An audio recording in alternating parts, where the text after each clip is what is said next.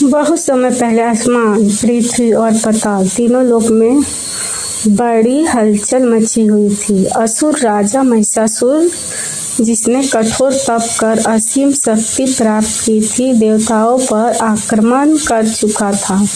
वह आधा भैंस, आधा मानव और पूरी तरह क्रूर सोच का स्वामी था। उसकी ताकत इतनी बढ़ गई कि इंद्र, वरुण, कुबेर जैसे देवता भी युद्ध में टिक नहीं पाए। धीरे धीरे देवलोक वीरान हो गया, ऋषि मुनि भयभीत हो गए और तप रुक गया। मनुष्य शास्त्र होकर रोने लगे। पृथ्वी माता कप उठी, चारों ओर अंधकार फैल गया।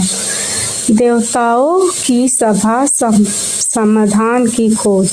देवताओं ने ब्रह्मन, विष्णु और महेश के साथ एक विशाल सभा की। सभी चिंतित थे। महिषासुर को किसी देवता, किसी मानव से वरदान प्राप्त था कि वह उसे नहीं मार सकते। तभी शिव जी बोले, यदि असुर पराजित नहीं हो रहा है तो ये कार्य आदिशक्ति ही कर सकती है। विनाश,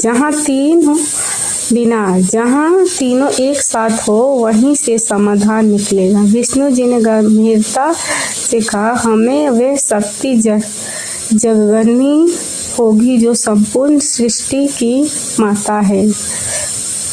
ब्रह्मा जी ने भी सिर झुकाया, हाँ अब समय है, महाशक्ति स्वयं उतरे।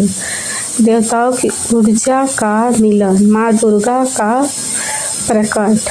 तीनों देवों ने अपनी आंखें बंद की। उनके शरीर से प्रकाश की किरण निकलने लगी, लाल, पीली, नीली, सुनहरी। वे ऊर्जा एक स्थान पर इकट्ठी होती गई। धीरे धीरे वहाँ एक दिव्य रूप प्रकट होने लगा। पहले तेजस्वी मुख, फिर 10 भुजाएं, फिर सिंह और फिर एक दिव्य आभा। दुर्गा प्रकट हो चुकी थी। उनकी आंखों में करुणा भी थी और प्रचंड शक्ति भी। उनके मुख से शब्द निकलने में सृष्टि की रक्षा के लिए आई हूँ। देवताओं ने उन्हें शास्त्र भेंट किए। शिव जी ने त्रिशूल, विष्णु जी ने चक्र, वरुण ने शंख, अग्नि ने शक्ति, इंद्र ने वेद, कुबेर ने गदा। धनुष, तलवार, कमल, हर ओर से शक्तियाँ ही शक्तियाँ, जिसे उनके वाहन के रूप में गर्जना करता खड़ा था। रणभूमि में माँ का प्रस्थान। माँ दुर्गा पर्वतों के बीच से युद्ध भूमि की ओर चली। उनकी उपस्थिति से आसमान रोशन और हवा शांत हो गई।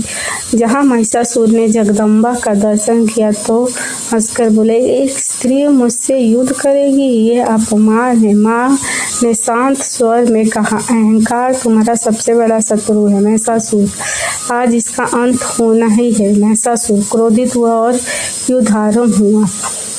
युद्ध, जहाँ दिशा शक्ति से भर गई। युद्ध असाधारण था। पहाड़ टूटते, समुद्र लहराते, धरती कांपती। माँ दुर्गा ने अपने धनुष से अग्नि बाण छोड़ते, त्रिशूल से पहाड़ फाड़े, चक्र से असुरों का काट गिराया।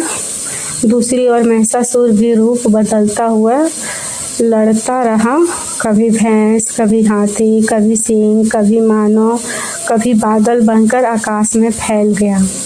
पर माँ दुर्गा हर प्रकार से वे घायल होता गया। युद्ध 9 दिन तक चला। इसी हर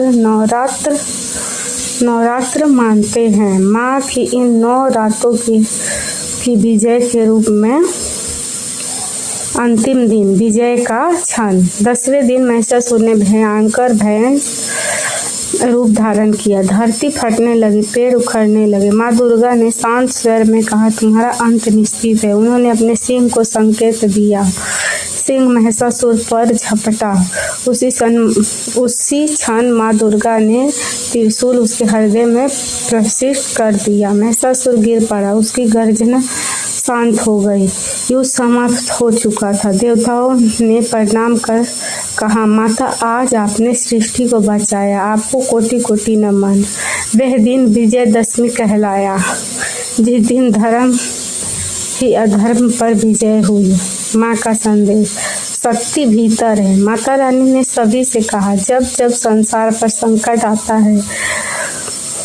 है जब जब अधर्म बढ़ता है, जब जब मनुष्य निराश होता है, वहीं से शक्ति का उदय होता है। हर व्यक्ति के भीतर एक दुर्गा है, बस उस जागरूक करना है। माँ दुर्गा ने आशीर्वाद दिए, जो सच्चा है वे विजयी होगा, जो साहसी है उसे मार्ग मिलेगा, जो भक्त है उसे कृपा मिलेगी। फिर वो तेजस्वी प्रकाश में विलीन हो गए, पर उनकी शक्ति आज भी हर भक्त के हृदय में बसती है। कथा का सारा